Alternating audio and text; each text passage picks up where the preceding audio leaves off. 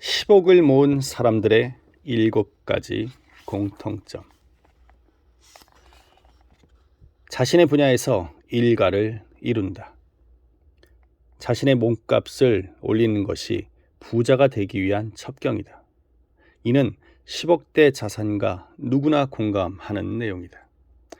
미스터리 하나 주세요. 노르웨이에서 이 말은 라면 하나 주세요로 통한다. 왜냐하면 미스터리라고 하는 이 라면의 브랜드는 노르웨이 라면 시장의 80%를 점유하고 있기 때문이다. 이 미스터리 라면을 만든 사람이 바로 한국인 이철호 씨다. 이 사람의 인생은 정말 감동적이라고밖에 말할 수 없을 정도의 휴먼 드라마다. 13살의 어린 나이에 한국전쟁을 맞았고 고아가 된 이 씨는 배고프지 않을 수 있다는 이유 하나만으로 미군 부대에서 허드렛 일을 하다가 폭탄 파편을 다리에 맞아 큰 상처를 입는다. 늘 성실하게 일하던 이 씨를 눈여겨본 미군의 도움으로 노르웨이로 오게 되어 부상당한 다리에 수술을 받지만 허벅지는 움푹 패이게 되어 평생 절름발이로 지내게 된다.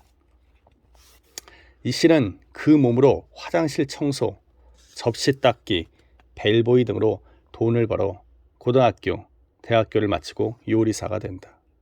항상 굶주렸던 그는 노르웨이에서 최고의 요리사가 되었고 라면 삶을 버려 미스터 리 라면으로 대히트를 치게 된다. 44번이나 다리 수술을 한 절름발이 허기진 배를 채우기 위해 유통기한이 지난 딱딱한 빵을 물에 불려 먹은 가난뱅이. 그렇게 모은 돈으로 책을 사보고 학교를 다녀 노르웨이 최고의 요리사가 된 이철호 씨. 자신이 태어난 한국도 아니고 아는 이 하나 없는 노르웨이에서 부자가 된 이유는 어디에 있을까? 어디에서 무슨 일을 하더라도 자신이 맡은 바를 철저히 해낸 것이 오늘날 이철호 씨의 성공 비결이다. 다른 동료들이 미군의 기름때 묻은 옷을 대충 빨 때 소년 이철호는 그 때가 빠질 때까지 몇 번이고 빨기를 거듭했다. 그러다 보니 미군들에게 성실함을 인정받게 되었고 그것이 이철호 씨가 노르웨이로 가서 수술을 받을 수 있는 계기가 되었던 것이다. 물론 필자가 만났던 10억대 자산가들 역시 이철호 씨처럼 자신의 분야에서 타의 추종을 불허하는 전문가들이었다. 결국 작업법 하나를 빨더라도 철저히 빠는 프로 정신이 오늘의 그들을 있게 했던 것이다. 자신의 몸값을 높여라. 직장인이라면 더욱더 그렇다. 10억을 만들기 위한 마스터 플랜을 짜면서 가장 중요한 것은 안정적인 수익 구조를 유지하는 것이다. 이런 수익 구조를 유지하기 위해서라도 무조건 본업에 충실해야 한다. 이렇게 본업에 충실하다 보면 아무래도 남들보다 더 빨리 진급할 것이고 남들보다 자산의 축적 또한 더 빠를 것이기 때문이다. 다른 곳을 기웃거리기보다 지금 있는 그곳에서 더 노력하는 것이 바로 자신의 몸값을 높이는 비결이다. 몇 해 전까지만 하더라도 평범한 샐러리맨이었던 공 팀장은 펀드 매니저의 연봉이 하늘 높은 줄 모르고 치솟으면서 일약 수십억대의 자산가로 떠오른 경우이다. 공 팀장은 군대를 면제받아 1980년대 중반에 증권회사에 입사할 수 있었다.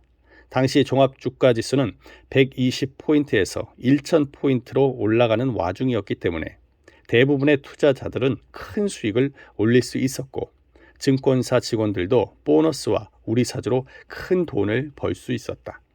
증권사 여직원도 자가용을 굴릴 정도로 여유가 있었고 부서 회식을 고급 술집에서 할 정도로 풍족한 시절이었다.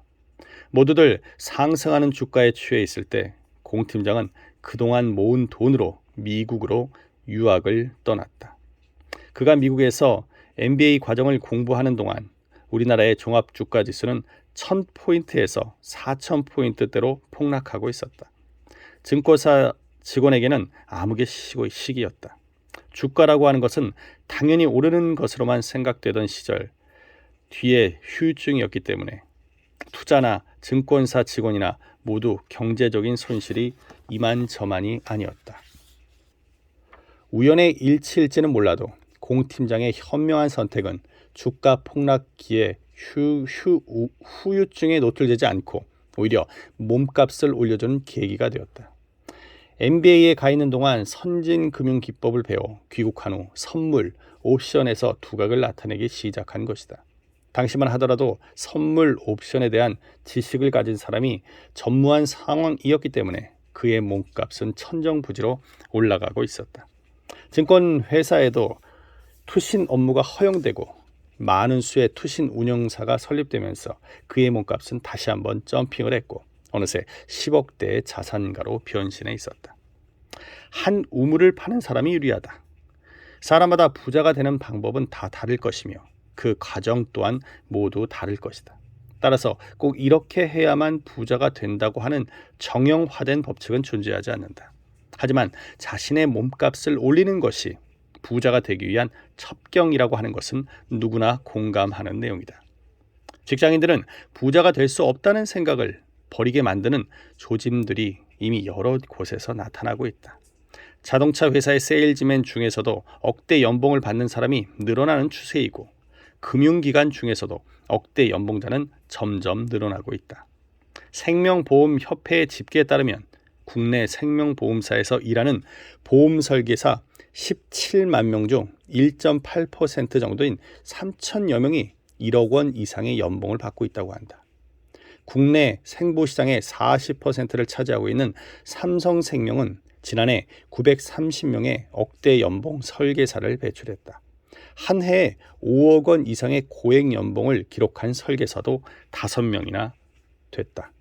21세기는 자본주의가 아닌 뇌본주의가 될 것이라는 석학들의 예고대로 대기업 등기 임원들의 연봉은 대부분 억이 넘는다. 더군다나 스톡 옵션까지 받게 되는 경우 그 부는 에스컬레이터를 탄 것처럼 불어난다. 이런 사람들의 공통점을 살펴보면 모두 자기 분야에서 일가를 이루고 있다는 점이다. 여기저기 우물을 파는 사람보다는 한 우물을 파는 사람이 유리한 이유가 바로 여기에 있다.